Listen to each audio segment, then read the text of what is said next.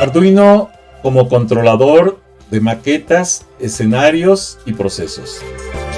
Uno de los conceptos más importantes en la estructura de escenarios o de efectos especiales o de control de procesos o de control de algunos objetos que permiten iluminación, grabación y demás, es precisamente el hecho de tener un controlador que pueda programarse para llevar a cabo ciertas rutinas. Es por eso que en este video vamos a hablar de lo que es el Arduino, que es un controlador que nos ofrece esas características. No es caro y tiene bastantes aplicaciones dentro de todos estos esquemas. Comencemos con esta presentación. Si no te has suscrito, suscríbete a mi canal, regálame like, regálame comentarios, solicita nuevos temas para los videos, bienvenido. Si te es posible, dona, cualquier donativo es bueno, recuerda, no hay donativos pequeños, apoya mi canal. Arduino como controlador de maquetas, escenarios y procesos. Lo primero que debemos comprender es qué es el Arduino. El Arduino es un conjunto de componentes electrónicos que permite desarrollar parámetros, sistemas, procesos de repetición para el control de algunas rutinas, vamos a decir, de manera automatizada y que nos lleve a evitar errores, ¿sí? O cambios de tiempos o cosas así. Arduino es una plataforma de electrónica que se conoce dentro de lo que son las licencias libres llamadas open source. Esto es una plataforma de código abierto que puede ser utilizado y programado por cualquier persona para estos controles específicos, cuyos principios son contar con software y hardware fácil de usar. De hecho, es muy sencillo. El principio fundamental de programación es C y se acopla al 100% con el C#. Es uno de los software de los lenguajes de programación más utilizados en la actualidad para lo que es precisamente los scripts de animaciones, el desarrollo de videojuegos, etc. De hecho, en la actualidad, las empresas que están contratando personal para este tipo de actividades buscan precisamente el manejo del C#. Es decir, que promete ser una forma sencilla de realizar proyectos interactivos para cualquier persona. Y esto es cuando decimos cualquier persona, es cualquiera, ya que no es necesario contar con conocimientos profundos de programación para utilizarlo. Los proyectos de Arduino incluso están extensamente desarrollados en Internet y ya hay muchísimos tipos de control del mismo. Arduino es tanto un software como un hardware, las dos cosas. De ahí viene precisamente la primera diferencia con otras placas o de controladores, con otros controladores lógicos, por ejemplo. Los entornos de desarrollo y lenguaje de programación de Arduino y las placas en las que se ejecutan han sido desarrollados de la mano, por ejemplo, por lo que tenemos esta compatibilidad asegurada con una sencillez muy alta en el desarrollo sobre todos los controles. Arduino se puede utilizar para desarrollar elementos autónomos o bien conectarse a cualquier otro dispositivo para interactuar tanto con el hardware como con el software, en un computador móvil o incluso con cualquier celular. Sirve tanto para controlar un elemento, por ejemplo un motor. También permite, por ejemplo, ayudarnos en controles como a través de motores o a través de actuadores que permitan subir, bajar persianas, aumentar la luz, disminuir la luz, aplicar un sensor de luz para cambiar algún objeto, para arrancar algún proceso, o bien leer información de una fuente específica de datos, y puede ser, por ejemplo, un teclado, o convertir la información en una acción, como puede ser encender luces, sacar por display alguna imagen, o incluso, por ejemplo, el control de cámaras, el control de drones. Los Arduinos que podemos, hay muchos, pero aquí tenemos algunos que son los más conocidos, los principales. Por ejemplo, el Arduino Uno, que es el que empezó a abrir el mercado, y de aquí migraron a todos los demás. El Arduino Leonardo, el Arduino Mega, uno de los más extendidos por el tamaño y que es económico.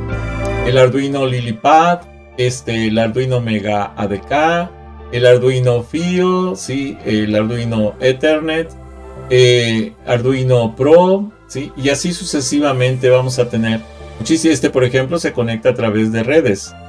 Arduino BT, Arduino Nano, Arduino Mini, Arduino Pro Mini.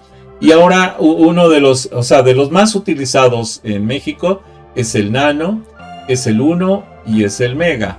Yo en lo personal prefiero el Mega, sino el Uno. El Nano no me gusta mucho porque todo requiere ser soldado, mientras que en estos trae conectores, pines de conexión directa, nada más por inserción de cables. Pues por eso prefiero Mega o Uno. Tiene el problema de que tenemos que soldar todo. Bueno, vamos a ver algunas características. Vean, la lista se extiende mucho más de lo que presenté. Estos son los tipos de Arduinos que existen. ¿Sí? Pero bueno, vamos a analizar los más importantes. Para empezar, hay un cuadro comparativo en el cual podemos ver las características del Arduino Uno, el Arduino Mega, Leonardo, que son los tres principales, estos tres. Después ya vienen otros que aumentan ciertas características, pero la verdad es que estos tres nos permiten generar cualquiera, y en particular estos dos nos permiten generar cualquier interfaz de control. Por ejemplo, aquí podemos ver que trabajan, por lo menos estos tres, directamente con 5 voltios. Ese es el voltaje, que es el voltaje que podemos obtener de cualquier cargador de celular, por ejemplo. La capacidad, 40 miliamperes, ¿sí? La ventaja que ofrece este Arduino Due es precisamente que puede aguantar hasta 130 miliamperes. Esto es la capacidad de energía que pueden controlar. En lo particular, con esto es suficiente porque podemos generar controladores que utilicen este tipo de potencia para activar un relevador, para activar un circuito por medio de transistores, que vamos a ver más adelante en electrónica, y que nos permite pues incluso manejar voltajes hasta 127 volts de corriente alterna a través de relevadores. O sea, lo podemos trabajar con esto. La diferencia, por ejemplo, alimentación externa, que pueden trabajar de 7 a 12 voltios, entonces es más que suficiente para poder trabajar cualquier controlador en este tipo de tarjetas controladoras. Esta es la tarjeta Arduino Uno, la podemos ver aquí. Vamos después a explicar cada uno de estos conectores que trae, pero para que la conozcamos, esta es la tarjeta Arduino Uno. Existen dos tipos, una que se conoce como genérica, ¿sí? Y otra que es la original, como esta que tenemos aquí. Sin embargo, las dos, la verdad, funcionan muy bien, ¿sí? La diferencia en precio es mínima, entonces no hay mucha diferencia entre el original y el Arduino, ¿cómo se llama? Que no es original, pero funcionan muy bien las dos, sin problemas. El Arduino Uno es una placa de microcontrolador basada en lo que se conoce como ATmega 328P, como hoja de datos. La verdad es que este es el chip, vamos a decir, que le da vida al Arduino. Tiene 14 pines digitales de entrada, salida. ¿Qué significa que sea un pin digital? Solamente funciona como encendido o apagado, no hace otra cosa. El pin digital solo funciona como encendido o como apagado. Eso es lo que nos interesa. De los cuales 6 de estos 14 pueden usarse como salidas PWM. Entonces aquí hay una diferencia. Si estamos hablando de pines digitales, son los que solo funcionan como encendido y apagado. Pero si estamos hablando de pines PWM, son aquellos pines que tienen un pulso que se llama de ancho de modulación, ¿sí? El Pulse Width Modulation, o que permite generar salidas, ¿sí? O entradas, vamos a decir, desde, que se conocen como analógicas, y que puede tener variaciones de 0 a 255. Utiliza un esquema de 1 byte, 2 a la 8, 256, que va de 0 a 255 puntos o pulsos de control. De tal manera que yo puedo generar que si tengo 5 voltios, esos 5 voltios los divido entre los 256 y me va a dar incrementos, vamos a decir, de 0.1 volts para ir incrementando esos voltajes. Y entonces es una señal que se conoce como analógica o continua. También tiene 6 entradas analógicas. Estas ya trabajan 16 MHz. ¿Sí? Y de hecho estas trabajan 16 bits. Esto es 2 a la 16, que corresponde a valores que van desde 0 hasta 65.534.536 valores. Ya es un rango mucho más grande para lo que es censar datos. Nos sirven las entradas. Las entradas analógicas son especiales para sensores. Contiene todo lo necesario para soportar el microcontrolador. Simplemente hay que conectarlo al equipo de cómputo. Normalmente se hace por USB. Sin embargo, también se puede conectar por medio de Bluetooth, o sea, inalámbricamente, ¿sí? O con adaptadores de corriente alterna o corriente continua de batería para comenzar o iniciar el circuito. Aquí vale la pena aclarar que con el puro conector USB se alimenta el circuito, el sistema completo. O también se puede alimentar a través de un cargador externo para no saturar el canal de comunicaciones USB. Puede jugar con, se conoce como un ONU sin preocuparse demasiado, que es un sistema específico, vamos a decir, de control. En el peor de los casos se puede reemplazar el chip por unos poco dinero y comenzar de nuevo. Se puede quemar, por ejemplo, el chip, se puede reemplazar el chip, sin problema. El Arduino Uno, ¿sí? Significa uno en italiano, y fue elegido para marcar el lanzamiento del software Arduino IDE 1.0. Por eso se le conoció como Uno, por la versión del software que lo controla. La placa 1 y la versión 1.0 de Arduino en el software IDE fueron las versiones de referencia para iniciar este proyecto Arduino, que ahora se extendió. Esto es un proyecto italiano que se extendió a nivel mundial y con un éxito tremendo, o sea, ha generado un parteaguas en el control electrónico.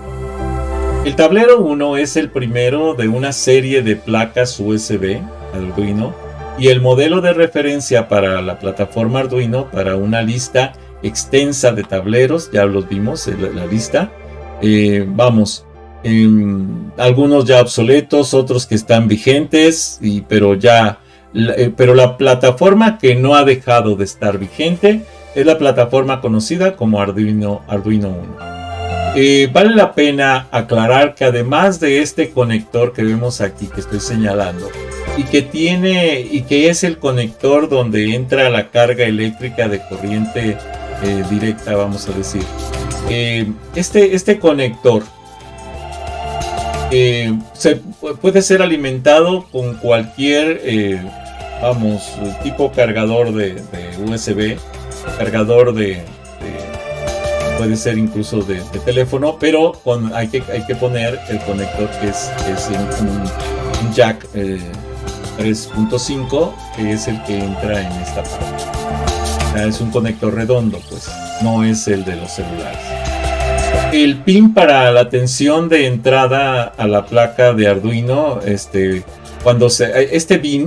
entrada, también se puede alimentar el Arduino a través de esta entrada. O sea, un cablecito que tenga los 5 voltios y otro que esté en el ground para cerrar el circuito, y esto también puede alimentar la placa y ponerla a funcionar sin problema. Decíamos que entonces este pin se conoce pin como el punto de conexión, que se llama bin. Aquí lo tenemos identificado, bin. Va a utilizar una tensión de 5 voltios para la alimentación del sistema. Puede alimentarse entonces por este conector, puede alimentarse por este conector o por el conector USB que se conecta aquí y que da también la alimentación por USB a la placa. Cualquiera de ellos es funcional. La alimentación del Arduino ofrece dos pines de alimentación. O sea, esto es salida. Aquí tenemos la entrada y estos son salidas. Y nos ofrece voltajes de 3.3 voltios y de 5 voltios, que son los que nos permite para alimentar algún componente eléctricamente. Debemos tener cuidado de que estas salidas operan con un máximo de 40 miliamperes. Estas salidas operan con un máximo de 40 miliamperes, que es muy poquita energía. ¿Sí? Aunque las normas internacionales nos dicen que como mucho 50 miliamperes, pero la verdad es que el Arduino, la placa está hecha para 40 miliamperes. Obviamente ofrece un grado de resistencia mayor, pero yo no recomiendo que se utilicen más de 40 miliamperes. Ahora, el ground, que son estos, la tierra física del sistema, ¿sí?, en corriente directa, permite conectar los pines del neutro del sistema, pero los dispositivos conectados no deben pasar, y eso es lo que les comento. Me dice aquí 50, yo les recomiendo 40 miliamperes. Tenemos 3 grounds, que es estos dos y este de acá. Son los 3 están identificados como GND, significa ground o tierra. También tenemos el IO-Ref, que es una entrada-salida de referencia. Esto es solamente para calibrar el sistema cuando tenemos algún problema de configuración del mismo. Normalmente no lo utilizamos, pero existe en la placa Arduino para el control, vamos a decir, de referencia de voltaje para el controlador. Otro es el ARF, que es este de acá, ¿sí? Este se encuentra en la parte superior de todos estos conectores, ¿sí? Pero este sirve para suministrar un voltaje diferente a 5 voltios a los pines digitales. Si yo lo que quiero es que aquí sean diferentes a 5 voltios, que puede ser 7 voltios o 12 voltios, pues entonces voy a poner aquí el voltaje que quiero que sea suministrado a estos. Yo en lo personal sugiero que no se trabaje en voltajes arriba de 5 voltios. Los pines del 0 al 13 son entradas y salidas. Son los 14 pines que normalmente vamos a tener y que vamos a identificar un poquito más. Funcionan, decíamos, a 5 voltios. Aquí está, miren, a 40 miliamperes. Esta es la regla real. Y tiene una resistencia interna que protege desde 20 a 50 k ohmios. Acuérdense que la resistencia se mide en ohms. Entonces puede proteger hasta 20 a 50 ohms de resistencia. ¿Sí? Además, algunos tienen funciones especializadas. Ahorita vamos a ver cuáles. El pin 0 y el pin 1 precisamente son los de funciones especializadas, teniendo como pin 0 al pin RX, y el pin 1, el pin TX, que son los conectores utilizados para una señal de datos inalámbrica del tipo TTL y que nos permite conectar inalámbricamente la placa Arduino. Esto es un tipo de conexión tipo Bluetooth. Esta señal TTL debe de cumplir con algunas especificaciones para la salida de voltaje y corriente, así como para la entrada de voltaje y corriente. Además, debe de cumplir con las especificaciones de tiempo de subida y de bajada de pulsos, o sea, las velocidades de transmisión. Para eso se ocupan tarjetas Bluetooth para el Arduino.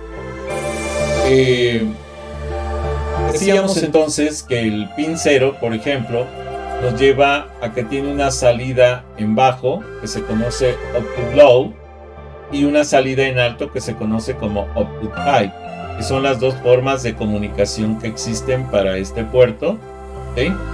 Y esto de R es para recibir, para leer, y esto de T es para transmitir, para transferir información.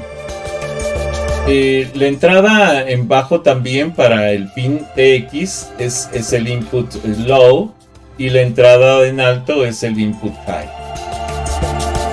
También existen los pines 2 y 3. Estos pines pueden ser configurados para activar una interrupción en un valor bajo, un flanco ascendente o descendente, o un cambio en valores. Estos pines entonces son pines que pueden ser configurados y cambiados de valor. Vamos a analizarlos para que los veamos. El pin 2 es un pin digital. El pin 3 tiene esta figurita que es un acento circunflejo francés, igual que el pin 5, que el pin 6, que el pin 9, que el pin 10, que el pin 11.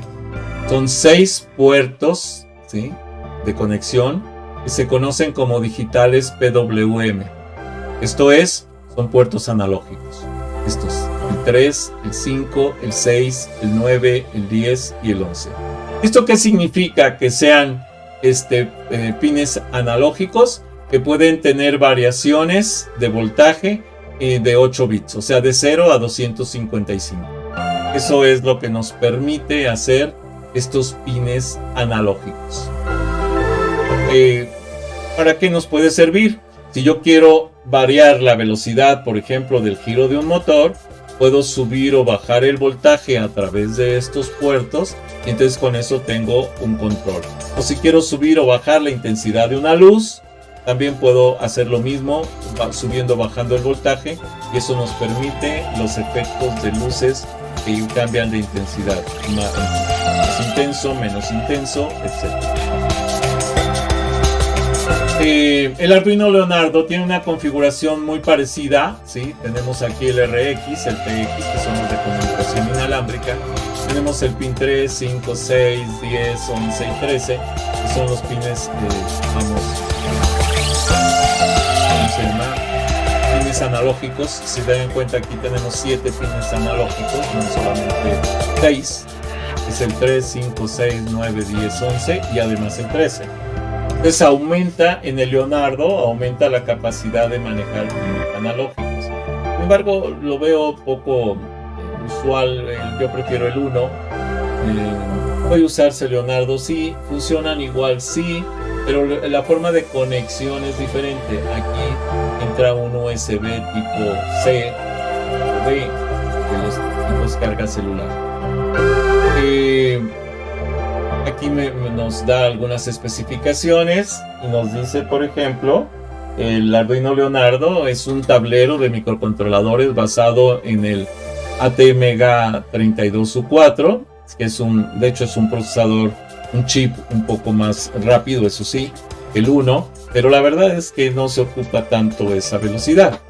Tiene 23 pines digitales de entrada, salida, de los cuales 7 se pueden usar como salidas PWM y 12 como entradas analógicas. Un oscilador de cristal de 16 MHz, por eso es más rápido que el otro. una conexión micro USB, un conector de alimentación, un encabezado y CSP y un botón de reinicio. Los botones de reinicio y demás todos lo tienen. Contiene todo lo necesario para soportar el microcontrolador. Simplemente hay que conectarlo, ya sea por cable USB o con cualquier adaptador de corriente directa o batería que suministre los 5 voltios de operación del sistema. Esta placa se envía con los pines de cabezal, ¿sí? Es un cabezal hembra soldable, que pueden ser soldados, como se muestra en las imágenes del producto. Y bueno, el otro es este. Para mí es el más completo. Este Arduino, obviamente es un poquitito más caro que el otro, pero la verdad es que no mucho. El Arduino Mega 2560 pues me ofrece muchas más ventajas que el otro. Si se dan cuenta, ya aquí me ofrece solo en esta parte, me ofrece un sistema de comunicación en la que puedo conectar varias tarjetas de comunicación inalámbrica, no solamente una, sino varias. Además me ofrece estos puertos, ¿sí? Que son el PWM, o sea que son analógicos desde el puerto 2 hasta el puerto 13, y todos estos controladores digitales son los que podemos utilizar, además de que tenemos aquí 16, vamos a decir, conectores para sensores analógicos y todos los controladores de voltajes en entrada, salida, etc. Vamos a analizar un poquito lo que nos ofrece este Arduino Mega, que desde mi punto de vista es el más completo de esta serie, ¿no? El Arduino Mega 2560 es un tablero de microcontroladores basado en un ATmega 2560, muy rápido por cierto. Tiene 54 pines digitales de entrada, salida, de los cuales 15 pueden ser usados como salidas PWM, 16 entradas analógicas, 4 warts o puertos de serie de hardware que permiten comunicación serial como Bluetooth, entre otros, ¿sí? Aquí se pueden conectar infrarrojos, Bluetooth, ¿sí? Incluso puede haber conectores tipo Wi-Fi para conexión directa a internet y ese tipo de cosas. Un oscilador de cristal de 16 MHz, que es, como les comentaba, el tipo de oscilador que también trabaja el Nano. La conexión USB, un conector de alimentación, un encabezado y CSP y un botón de reinicio. Contiene todo lo necesario, obviamente, para los soportes y los conectores por USB o por corriente alterna a través de un cargador o baterías. Y la placa de Mega 2560 es compatible con la mayoría de los escudos diseñados para el propio Arduino Uno o para tableros anteriores, ¿sí? Obviamente, es mucho más completo el Arduino Mega. Para poder comprender cómo funciona este esquema, vamos a ver algunos aspectos de cómo podemos hacer interconexiones o cómo se deben de hacer y los mandatos que entiende este sistema. Por ejemplo, aquí hablábamos del pin de conexión, el BIN, que es voltaje de entrada para el sistema, los voltajes de alimentación, 3.35 voltios, los sistemas de tierra física, los parámetros de referencia de entrada-salida, el de referencia para alimentación de puertos digitales, ¿sí? Y bueno, los sistemas los pines de conexión del 0 al 13, cómo están configurados, los pines normales de comunicación, que tenemos los pines de bajos y altos para la comunicación de Bluetooth, ¿sí? Los pines tenemos los 2 y 3 y la forma en que están conformados o distribuidos los pines de analógicos, ¿sí? en lo que son estoy hablando todavía del Arduino Uno. Y luego viene precisamente el lenguaje Arduino. El lenguaje de programación Arduino se puede dividir en tres partes principales: la estructura, los valores, ¿sí?, variables y constantes, y las funciones. Esto es, se va a trabajar en un lenguaje que conocemos como C++, sin embargo es totalmente compatible con C#. En la estructura obviamente vamos a tener los códigos de Arduino, las declaraciones y demás. Las variables son los tipos de datos que vamos a utilizar, y las funciones es todo lo que vamos a llevar a cabo dentro del sistema. El software de programación de Arduino se conoce como Sketch. Este lo pueden descargar directamente desde la página de Arduino, gratuitamente, sin ningún problema. Lo pueden ejecutar en cualquier equipo de cómputo porque no tiene requerimientos altos de recursos. Es un Sketch que funciona con muy poquitos recursos, ¿sí? Es un programa, dice, de Arduino, se denomina Sketch. Es el proyecto que tiene extensión .ino, ¿sí?, y nos permite trabajar un setup, que es la parte encargada de recoger la configuración, y un loop, que es la parte que contiene el programa que se va a ejecutar cíclicamente. De ahí el término de loop o bucle. Ambas funciones son necesarias para que el programa trabaje. Esto quiere decir entonces que voy a tener una estructura. La estructura para el setup es la función del setup. Se invoca cuando se inicia un proyecto, cualquiera que sea. Nos permite inicializar variables, modo del pin, qué tipo de pines voy a trabajar, comenzar o usar bibliotecas. La función setup, entonces, solo se ejecuta una sola vez cuando se carga el programa. Después ya no se va a ejecutar. Entonces ese setup, por ejemplo, aquí nos dice que está declarando una variable de tipo entero, un botón pin en el puerto 3.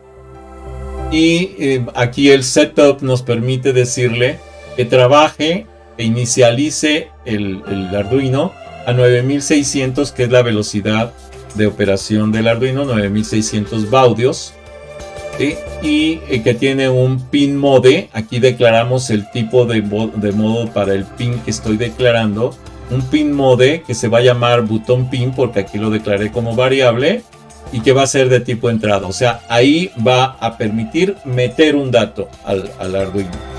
Si yo le pusiera aquí output, entonces me serviría para sacar información del Arduino. Así de sencillo. O sea, no es un lenguaje complicado, es un lenguaje exageradamente sencillo, que sirve para sacar o meter información, para encender, para apagar, etc. Y después esto se va a ejecutar una sola vez al arrancar el proyecto, y después se va a estar ejecutando cíclicamente, dependiendo de la periodicidad programada, lo que se conoce como byte loop, que es el ciclo constante de operación del Arduino. Aquí tenemos, por ejemplo, un loop o lazo, ¿sí?, después de crear una función de configuración, que es el setup, que inicializa y establece los valores iniciales. La función loop hace exactamente lo que sugiere su nombre. O sea, hace ciclos de operación constante que se están repitiendo constantemente. Esto es, tenemos entonces aquí la declaración del botón pin. Este botón pin se declara como entrada. A la velocidad de trabajo 9600, es el begin serial 9600. Y después viene el loop y me dice aquí, si el digital read, o sea, la lectura del puerto del botón pin es alto, o sea, si está encendido, entonces el serial write es H, está encendido. De otro modo, es que quiere decir que aquí no está en high, está en low, o sea, lo leyó como apagado, entonces me va a decir, mira, está en low. Y luego va a dar un retardo de 1 segundo, son 1000 milisegundos, es 1 segundo, y vuelve a repetirse cada segundo va a estar haciendo esto, leyendo este dato para saber si está en high o está en low, y lo que me va a escribir la interfaz es H o L. Eso quiere decir, ¿está apagado o está encendido? Si yo lo enciendo, me va a poner hide. Si yo lo apago, me va a poner low. Así de simple es la interpretación del lenguaje de programación del Sketch de Arduino. Si no te has suscrito, suscríbete a mi canal. Regálame like, regálame comentarios, solicita nuevos temas para los videos. Bienvenido. Si te es posible, dona. Cualquier donativo es bueno. Recuerda, no hay donativos pequeños. Apoya mi canal. La estructura de control. Bueno, tenemos por ejemplo el break, que continúe. Son detente, continúa. El do while, hasta que se cumple esta condición. El else es haz de otro modo. Entonces hace otra secuencia. El for, que es un ciclo de repetición de veces, el número de veces que conocemos. El do y el while se utilizan para cuando no conocemos el número de ciclos, utilizan el do o el while. Y el for se utiliza para cuando conocemos precisamente el número de ciclos. O sea, desde 1 hasta 5. O sea, repite 5 veces esto y ya no vuelvas a hacerlo. Nada más es la repetición de 1 a 5. Ok, ese es el for. El goTo, que nos permite, oye, llegaste a una decisión. Si este parámetro vale A, por ejemplo, entonces bríncate a la línea 50. Y entonces goTo 50. Esto es, me voy a la línea 50. Y luego viene el if else.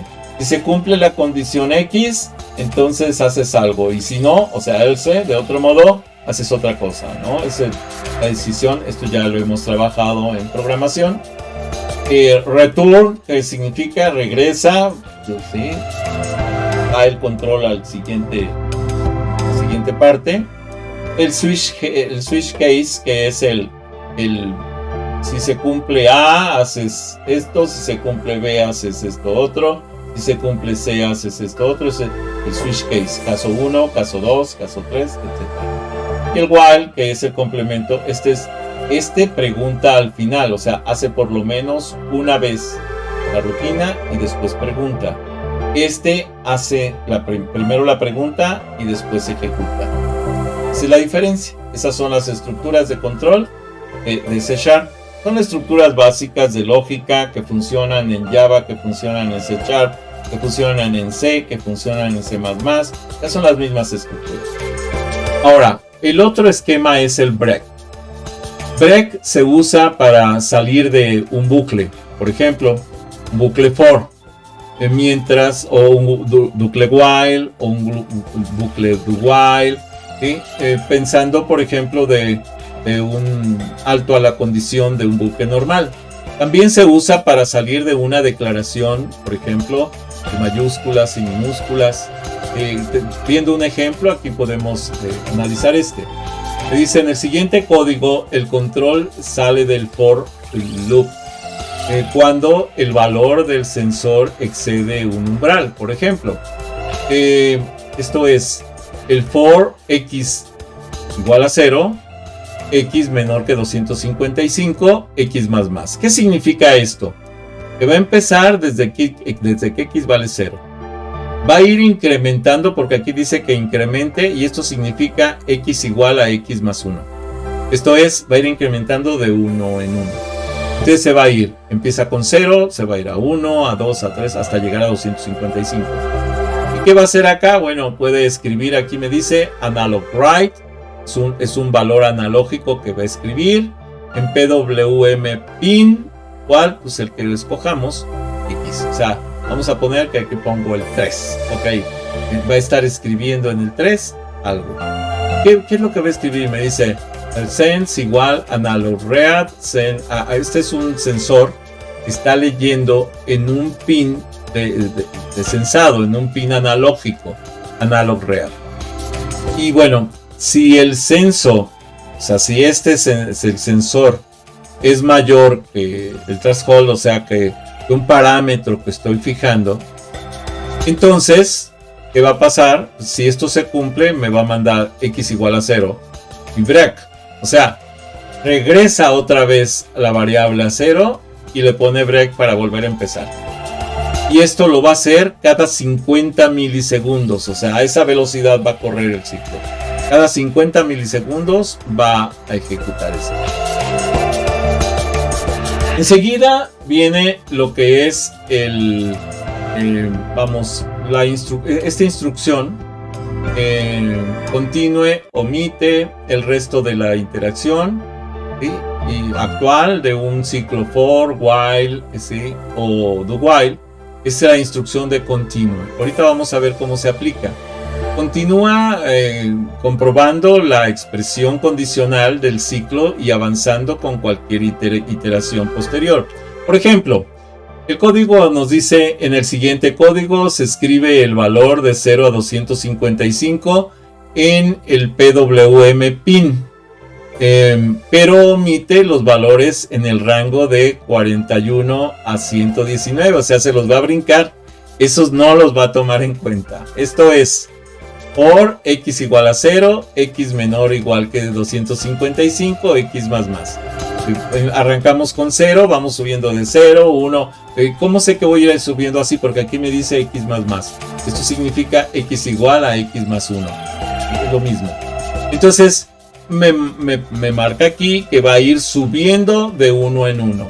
Pero ¿qué pasa? Dice, si x es mayor que 40 y x es menor que 120, entonces se ejecuta la instrucción continue.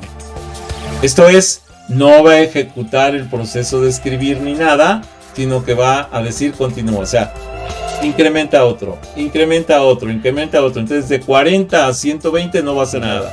Pero cuando llegue a 120, entonces obviamente abajo de 40 sí va a hacer esto de acá. Y por arriba cuando suba arriba de 120, entonces va también a ejecutar esto. ¿Y qué va a ejecutar? Dice anual write PWM pin. Va a escribir en este puerto, en este conector, ¿sí? El valor de x. ¿Qué es el valor de x? Pues el contador, ¿no? Entonces va a empezar a escribir 0, 1, 2, 3, 4 hasta llegar a 39. Después de 39 se va a brincar hasta llegar a 120 y luego vuelve a escribir 121, 122, etc. ¿Cuánto tiempo, cada cuánto, o el ciclo cuánto va a durar aquí? 50 milisegundos. Aquí está, delay 50, eso es 50 milisegundos. La estructura entonces if else, ¿sí? Hace una descripción. La if declaración verifica una condición y ejecuta la instrucción previa o el conjunto de enunciados. Si la condición es verdadera, entonces se da la sintaxis if condición, se cumple la condición es verdadera, se ejecuta esto. Si la condición no es verdadera, obviamente esto no se va a ejecutar. ¿Sí? Aquí tenemos entonces que la condición, una expresión booleana que puede ser verdadera o falsa. Aquí tenemos, por ejemplo, un código. Los corchetes pueden omitirse después de la declaración if. ¿Sí?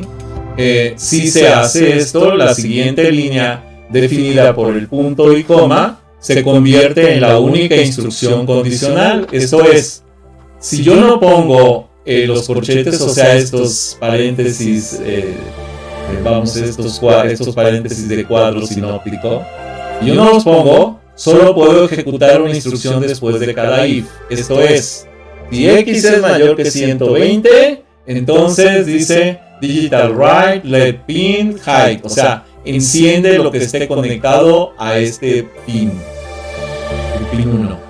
Si x es mayor que 120, digital write let pin 2 hide. Y bueno, así sucesivamente. Pero si yo hago if x es mayor o igual que 120, ¿sí? Entonces aquí me dice digital write let pin hide, manda a encender ese pin. O sea, aquí me da otro que dice si x es mayor que 120, y aquí ya ejecuta dos al mismo tiempo. Esto que estoy escribiendo acá es igual que esto de aquí. Esto que estoy escribiendo acá sustituye estos dos. Esto es, si esto se cumple, entonces manda el pin 1 a encenderse y el pin 2 también a encenderse. o por estos corchetes que estoy utilizando. Esta es la estructura más completa que debíamos utilizar, pero bueno, existe también esta que se puede utilizar sin problema. Algunas notas y advertencias es que las declaraciones que se evalúan dentro de los paréntesis requieren el uso de uno o más operadores que se muestran, por ejemplo, a continuación. Los operadores que podemos usar para los if es x igual, que significa x es igual a. X no igual, esto significa x no es igual a y, en este caso. Está comparando x con y, x con y. X menor que y es menor que. X mayor que y es mayor que. X menor igual que y, eso es menor igual, o sea, toma el valor también de y, ¿no? X mayor igual que y, o sea, también toma el valor de y, no solamente el mayor. If else, debemos tener cuidado con el uso accidental de signos iguales. Por ejemplo, si ponemos esto, if x igual a 10, esto la máquina no lo comprende como lógica, porque tiene que ser igual. El signo igual individual es un operador de asignación y se establece x en 10. O sea, pone el valor de 10 a la variable x, pero no lo compara, o sea, no está comparando x con 10. Para poder hacer el comparativo de x con 10 tiene que ponerse igual. Este sí es un comparativo, esto de acá arriba no. Que es el operador de comparación y comprueba si x es igual a 10 o no. La última declaración solo es verdadera si x es igual a 10. Pero la declaración anterior siempre será verdadera porque a x le va a poner el valor de 10. Entonces siempre se va a cumplir la condición, forzosamente. Obviamente pues esa condición nos va a servir. Esto se debe a que se evalúa la declaración de la if, ¿sí? X igual a 10 de la siguiente manera. 10 está asignado a x. La respuesta que va a dar el sistema es sí, es verdad, 10 está asignado a x. Porque aquí lo que pasa es que 10 se le está asignando a x. Entonces el sistema va a decir, pues sí se le asignó, sí está asignado. Y entonces siempre va a ser verdadero. Entonces la condicional si evalúa 10, que siempre es evalúa true. Y entonces no va a generar esa diferencia que buscamos entre que sea verdadero o que sea falso. Para eso tenemos que utilizar el doble igual para que realmente la máquina entienda lo que le estamos diciendo.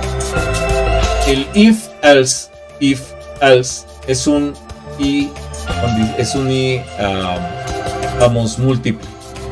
El if else permite un mayor control sobre el flujo de código de las instrucciones básicas y al permitir que múltiples pruebas se agrupen juntas. Una es la causal o la cláusula si existe. Esto se ejecutará si la condición en el if instrucción resulta falsa. El else puede continuar con otras pruebas if, de modo que se puede ejecutar múltiples pruebas. Es poner if y la condición. Y si esa no se cumple, entonces me voy a else if. O sea, no se cumplió. Pero en else if puedo poner otro parámetro distinto, o sea, otra prueba lógica. Si se cumple, se va a ejecutar. Y si no, puedo irme a otro else if y así sucesivamente para marcar diferentes formas de utilización. Cada prueba pasará a la siguiente hasta que se encuentre una prueba verdadera. Ahí es donde se va a ejecutar la primera opción. Cuando se encuentra una prueba verdadera, entonces se ejecuta su bloque de código asociado y el programa salta a la línea que le sigue a la construcción del if else completa. Si ninguna de las pruebas resulta ser verdadera, el bloque else predeterminado se ejecuta si hay uno presente y establece el comportamiento predeterminado. O sea, no siempre vamos a tener un else, podemos tener o no el else. De tal manera que si podemos ver la sintaxis aquí me dice que tengamos en cuenta que un bloque else if se puede usar como con o sin un bloque else de terminación y viceversa, ¿no? Entonces aquí tenemos el if, la condición 1. Si no se cumple, entonces se viene else if, la condición 2. ¿Sí? Si se cumple, obviamente se ejecuta, y si no, se viene al otro, y puede ser otro else if, o en este caso un else. Y no se cumplió nada o no coincide con nada y se pierde, se va. El código de ejemplo dice: a continuación se muestra un extracto de un código para un sistema sensor de temperatura, en donde vamos a verificar si la temperatura es mayor o igual a 70. Si es mayor o igual a 70, entonces me va a decir peligro, apaga el sistema, ¿no? Si no es mayor o igual a 70, entonces se viene para acá y me pregunta: oye, la temperatura es mayor o igual a 60 y además es menor que 70. O sea, la temperatura es menor que 70 y además es mayor o igual que 60. Si sí está en este rango entre 60 y 70 grados, entonces me va a decir: riesgo, requiere atención del usuario. De otro modo, seguro, dice: no hay problema, puedes continuar con las tareas habituales. No está tan caliente el agua, entonces a lo mejor no te va a afectar. El for. La instrucción for se usa para repetir un bloque de declaración entre llaves. Un controlador de incremento se usa generalmente para incrementar y terminar el ciclo. La declaración for es útil para cualquier operación repetitiva y a menudo se usa en combinación con arreglos para operar en colecciones de datos o pines.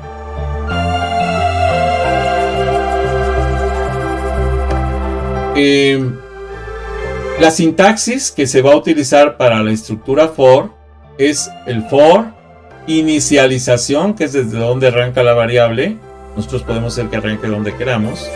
La condición que debe de cumplirse y el incremento, que puede ser de 1 o más. Y las declaraciones que se van a ejecutar en este ciclo hasta que se termine y se llegue a la condición total que se puso. La inicialización ocurre primero y exactamente una vez. Cada vez que pasa el ciclo, la condición se prueba de nuevo. Si es verdadero, entonces el bloque de instrucciones y el incremento se ejecutan. Estas instrucciones, incrementos se ejecutan, ¿sí? Y entonces la condición se prueba de nuevo. Cuando la condición se convierte en falsa, o sea que ya no se cumple esta condición, ¿sí? Entonces el ciclo termina, o sea, termina el for.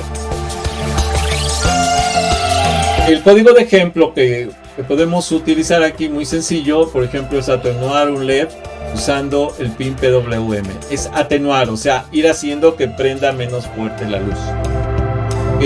Int PWM pin igual a 10, el que vamos a estar utilizando. Y me dice entonces void setup, ¿sí?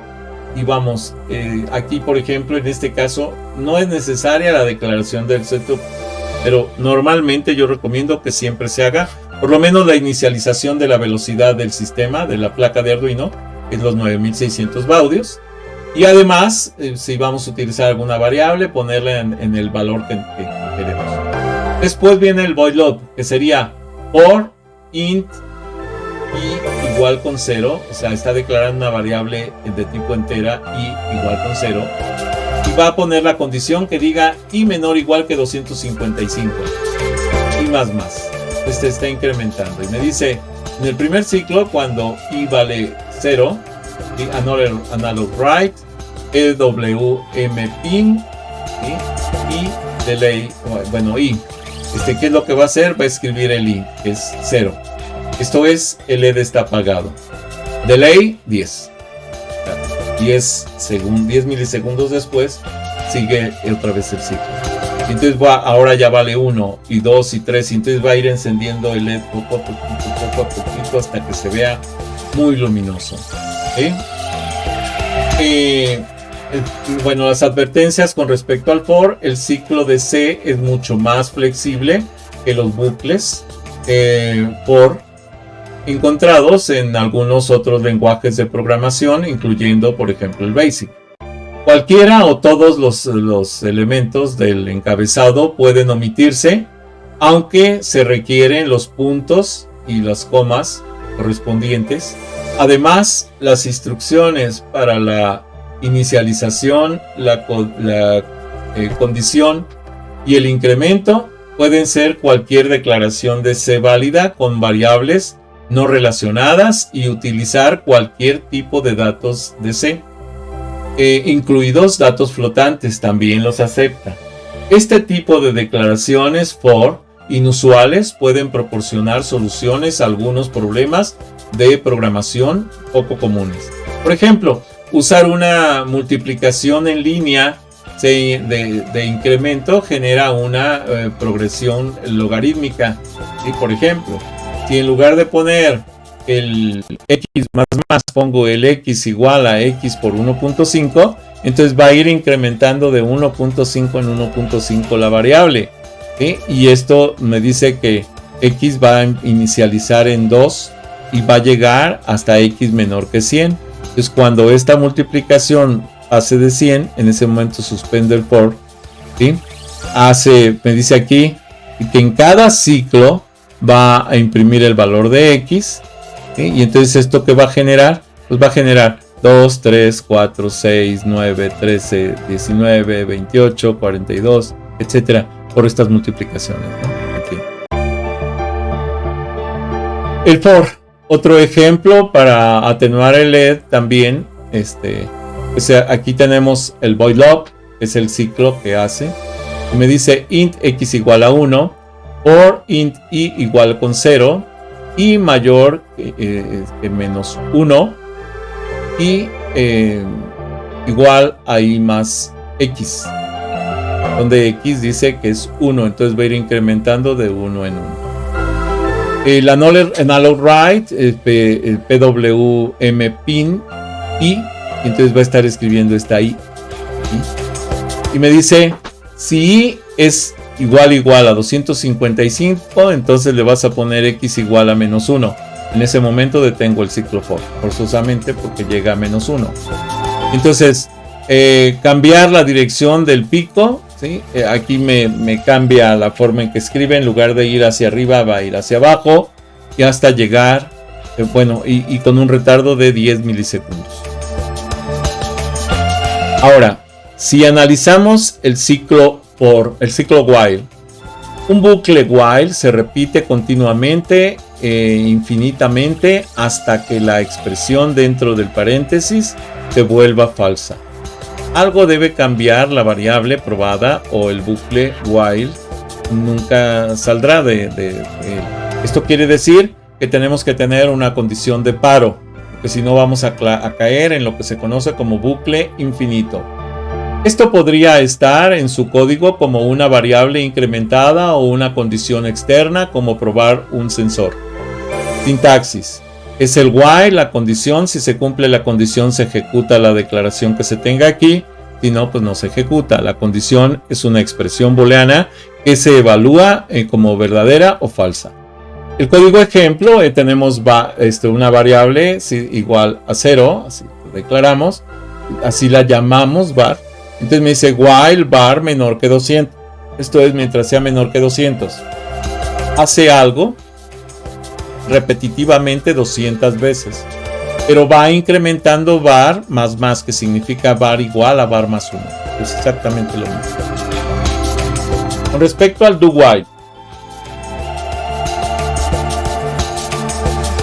El do while nos hace, es hacer mientras. Esto es, el bucle do while funciona de la misma manera que el tiempo del bucle, con la excepción de que la condición se comprueba al final del bucle, por lo que el bucle se va a hacer por lo menos una vez.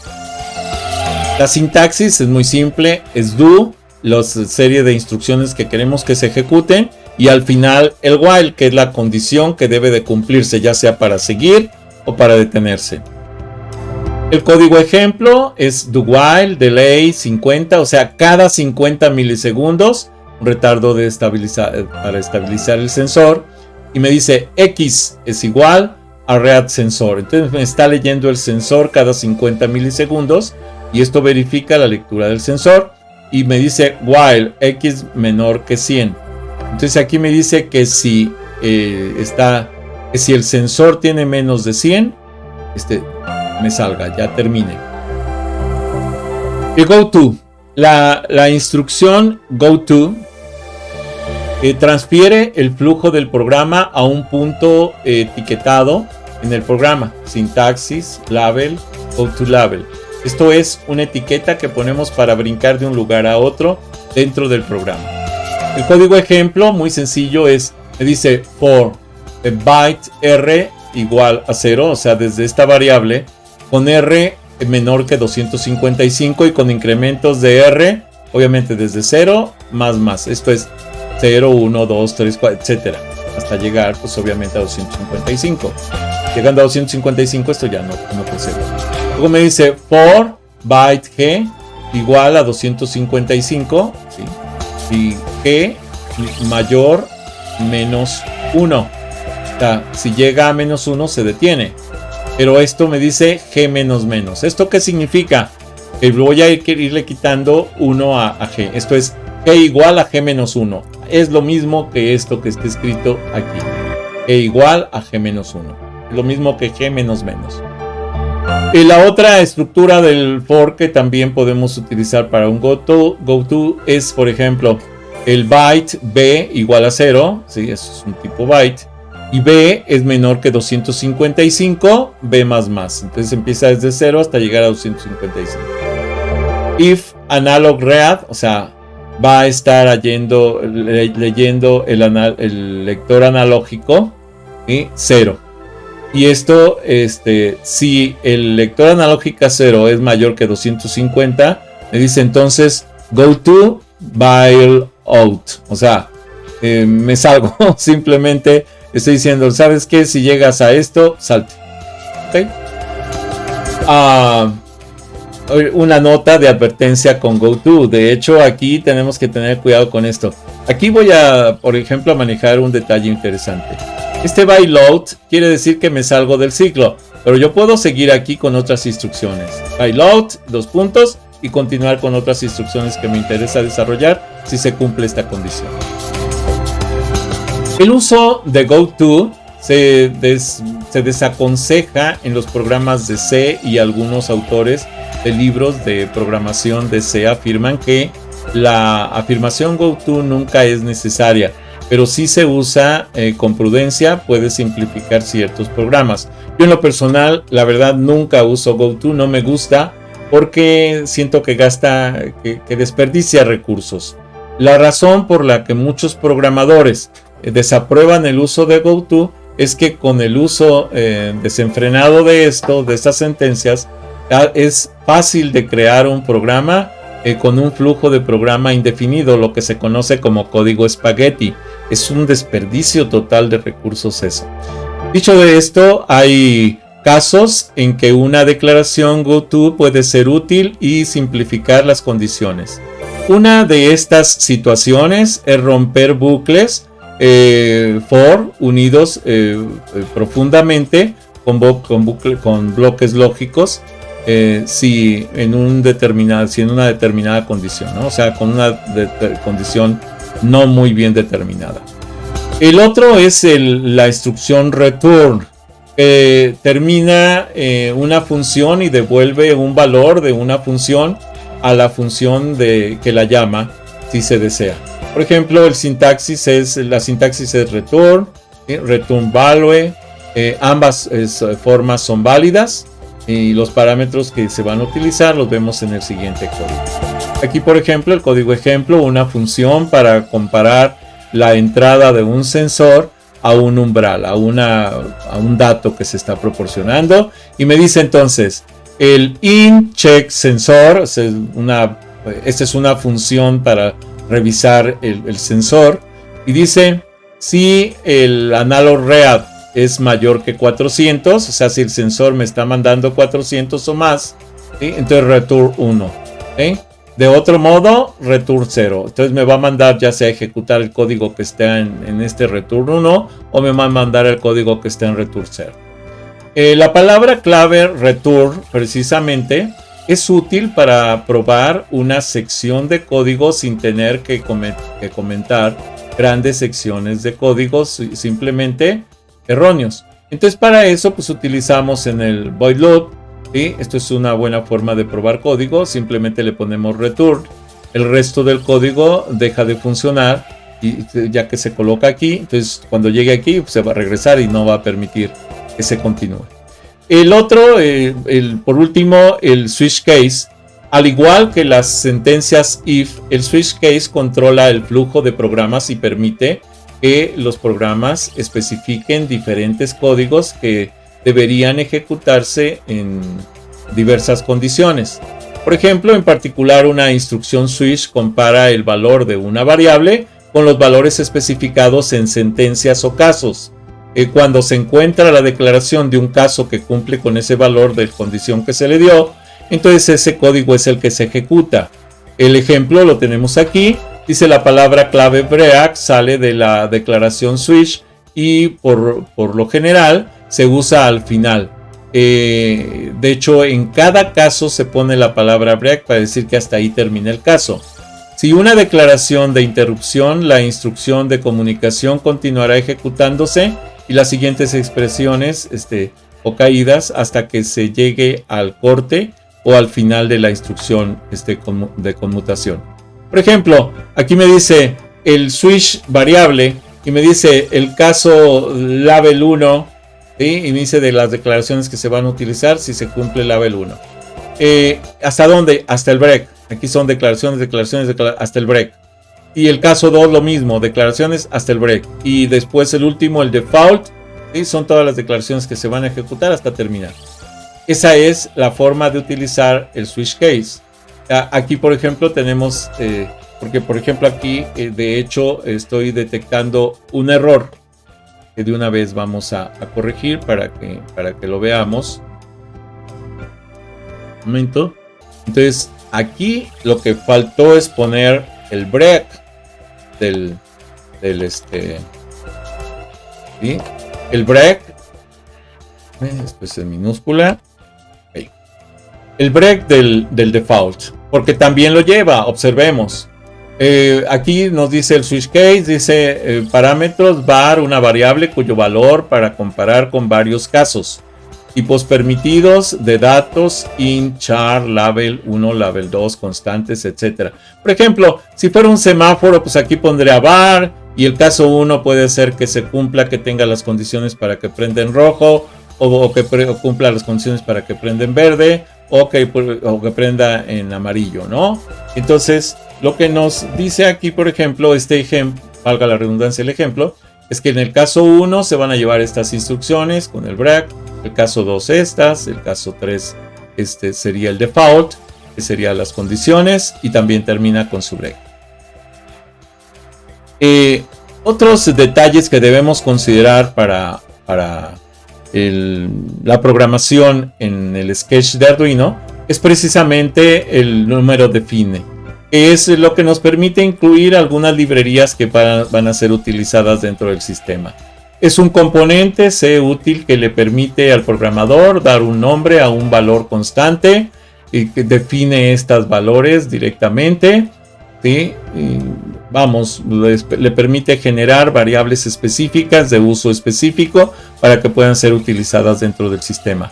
Las constantes definidas en Arduino no ocupan ningún espacio en memoria del programa en el chip. El compilador reemplazará las referencias a estas constantes con valores definidos en tiempo de compilación. Esto nos lo dice porque precisamente uno de los problemas que tiene Arduino es que los programas deben de ser exageradamente ordenados y lógicos para evitar un consumo excesivo de memoria, o sea que no sean muy rebuscados, muy grandes, y que las variables no tengan nombres gigantes y cosas así.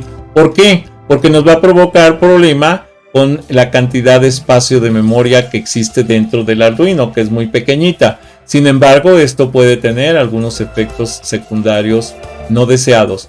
Si, por ejemplo, un nombre de constante ha sido número defined, se incluye en algunas de las constantes de los nombres de las variables, pues pueden chocar los nombres que definimos con los nombres del sistema. En ese caso, el texto se reemplazará por un número define o texto. En general, las palabras clave const es predefinida para definir constantes y debe ser usada en lugar de define. Es mejor utilizar const que define. La forma de usarlo pues es aquí, número define constant name value. Debemos tomar en cuenta que el símbolo almohadilla, este símbolo es necesario, ¿sí? Lo que ahorita lo conocen como, creo que hashtag, algo así. Bueno, pues eso es necesario. El número define letpin 3, ¿sí? Es el compilador que reemplazará cualquier mención del letpin y con el valor 3 en el tiempo de compilación.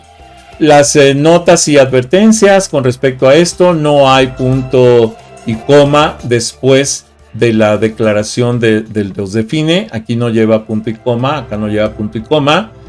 Si incluye uno, el compilador arroja errores críticos, ¿sí? Porque si yo le pongo define letpin 3 punto y coma, esto es un error de sintaxis que no lo va a permitir. Del mismo modo, se debe incluir el signo igual, ¿sí? Después de la declaración, o sea, no se puede poner solamente el número, tenemos que incluir aquí incluir un signo igual después de la declaración número define. También esto ¿sí? Genera un error. Se debe de poner solamente el valor que le corresponde sin el signo igual, porque precisamente es una declaración que me va a decir cuánto debe de valer. Hasta aquí esta presentación. Si no te has suscrito, suscríbete a mi canal, regálame like, regálame comentarios, solicita nuevos temas para los videos, bienvenido. Si te es posible, dona, cualquier donativo es bueno, recuerda, no hay donativos pequeños, apoya mi canal.